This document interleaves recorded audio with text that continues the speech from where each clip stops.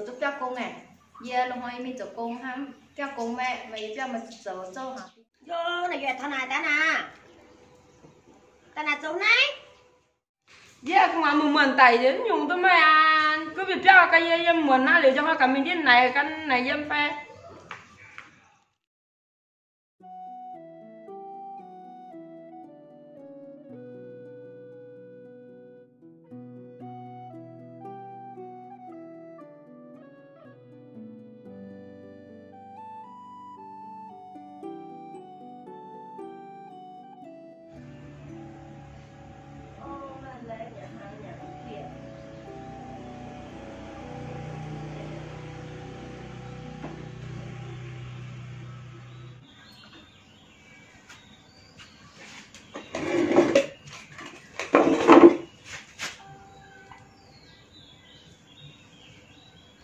cái này giống mà cái này bùa cũng ít để cùng ai rồi cũng được với mày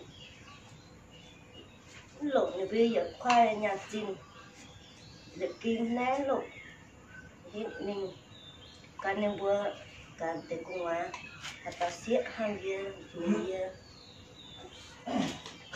cô ta hay không rồi siết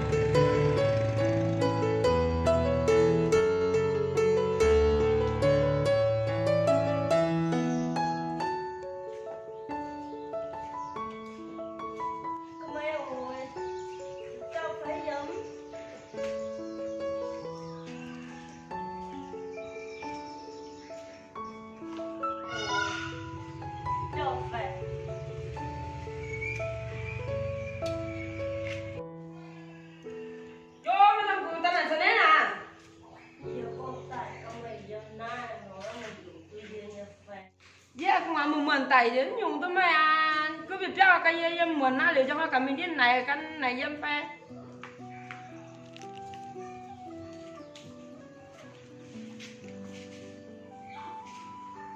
tới đây đâu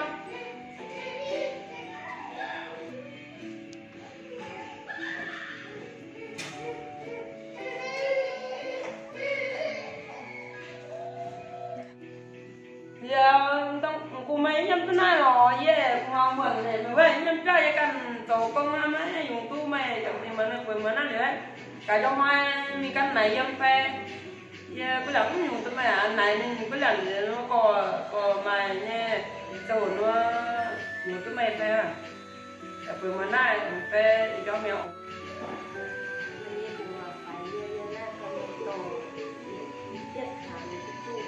mà mới to tôi lò cũng mà nó nhân nhân tẻ này có mà cả hắn có tôi mới cầm nhé nó có tôi nó bùa nhé có nó bùa có mày hay có vậy mới to tôi đây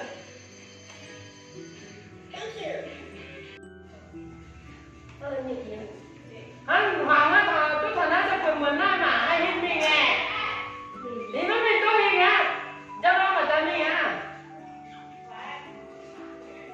chứ cái này nó bởi mình nó thì của mình cho mình ta mình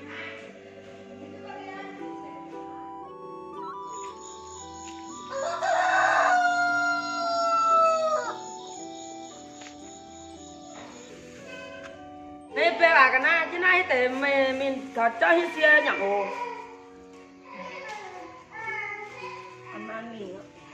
mình phải đi cần to tôi mày tôi mày vậy cô này nó là dùng tôi mày em phải chơi một mình tại kết quả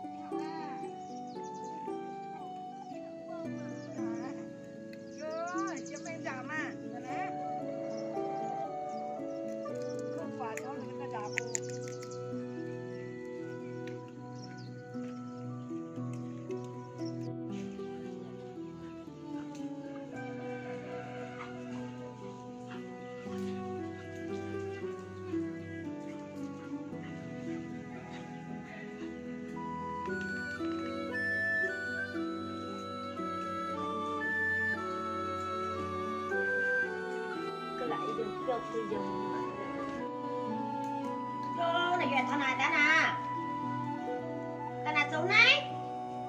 Giờ ta có mày giờ này cả mày dùng tôi giờ nhé.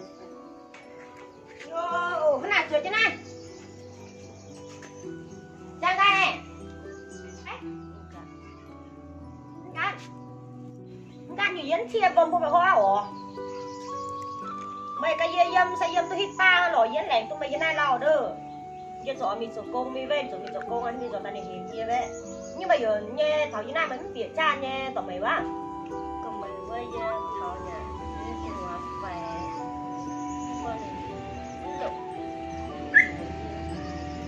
nhưng mà cả mà hắn là bây giờ yếm na thì phải ra hồi mình cần ban cái lô yến lẻn tôi mày lao đơ cái yến tôi thảm ba ha. Bây giờ lao gì cũng lẻn tôi mày ấy giờ mình số công mà cần hắn yến tôi cho tao cổ mấy. ta có mày làm cho Yến tụi mảng bèo đi phone trên kè mình hay mấy lủng mày được. Cả tới cái tên thì dâm tụi nát tới tụi mình hả gì.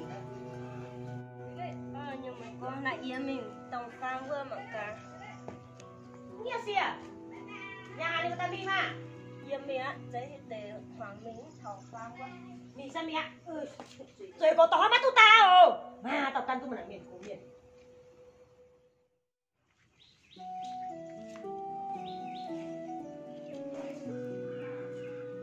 ba rồi Ba mà. ô là con trên kè nữa mình cô là chồng cho là chuột ta mình cô rồi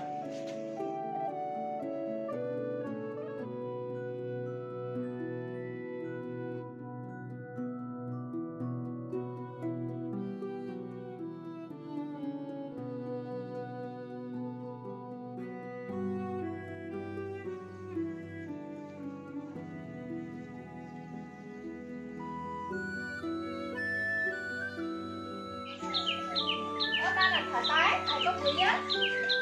Còn là chơi lâu phết. Chứ này rồi cô đây khoa kem á, dầu.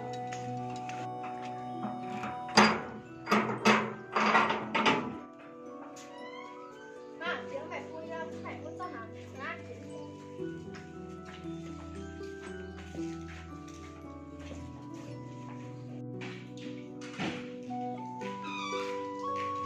Dầu, tao nát. Nát từ trên nát. Đi bên chơi bờ ngủ.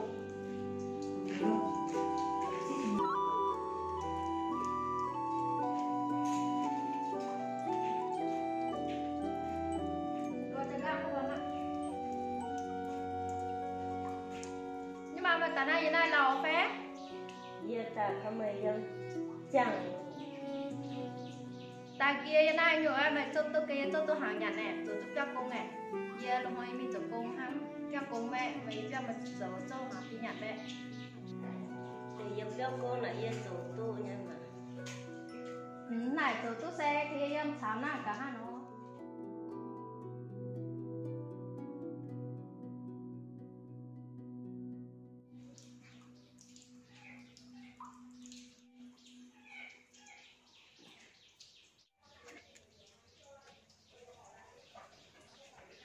đào phòng phượng này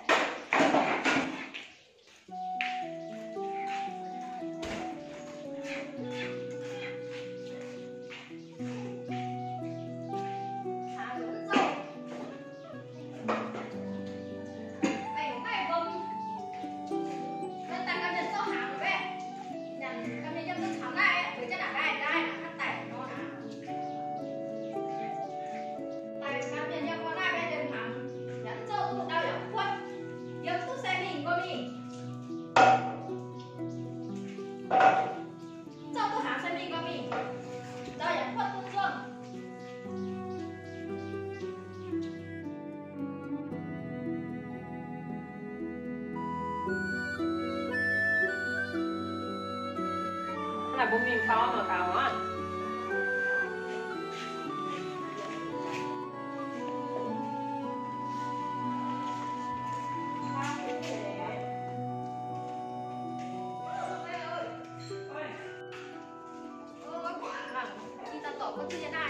mày quạt nó thật khẩn tại thì trên là ta thế nào chưa con thử ba mình mà vừa này nên phải nói nhỉ dạ hiếu hẹn à hoa tàu cũ này thì kia em tôi chạm qua tôi càng đến lồng trốn tôi hàng lấy chuột này bèo ấy thì hiếu hẹn à đi hiện tại hiểu đi tàu mình lồng cả nè về nó tới với ta là mang qua mình dâm bên này như bé như hai hiện rồi giờ tôi chịu quần quyến rồi nên ta hay nói mà nhìn nói bây giờ cái này em mà vừa về tuổi nhô hoàng chiều mà như tấn thì em mà nãy chân dầm dạ những lồng qua dịch thì đi cái đi hay đồng là nhô hoàng quỷ con quỷ tu để thì là tại chi mình lồng cả nè nhưng sao mình lò cả mà mẹ lại có liền mẹ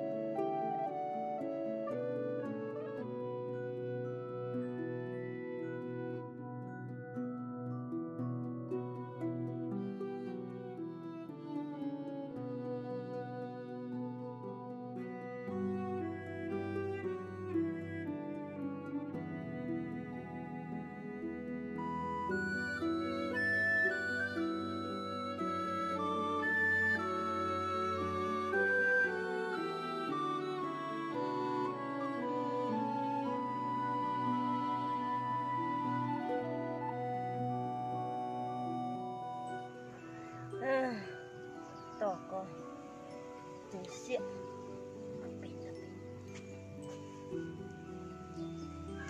không tại con hiện bụng sơ kèn lộ hiện khoa lực kinh hiện mình căn được vừa nhà hàng được vừa chung bụng căn được vừa không chung lại sẽ nhà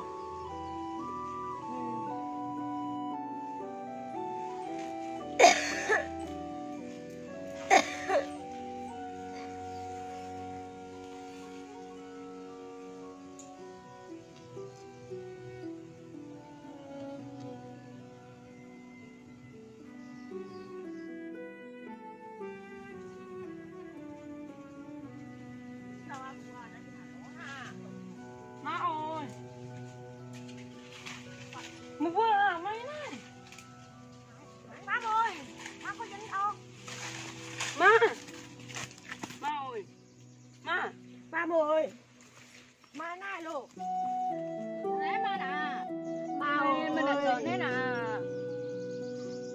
mà chăm mà lộn quá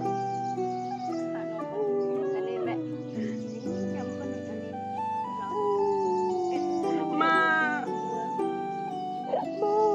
cái này sao hết xia con này kệ của nó kêu ra nó má ơi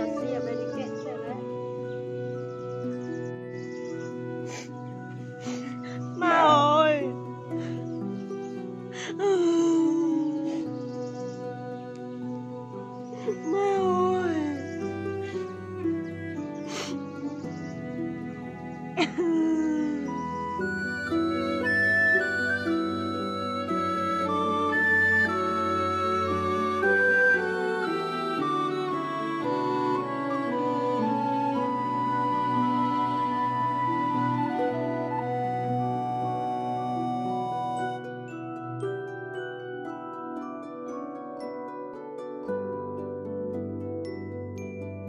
Thank you.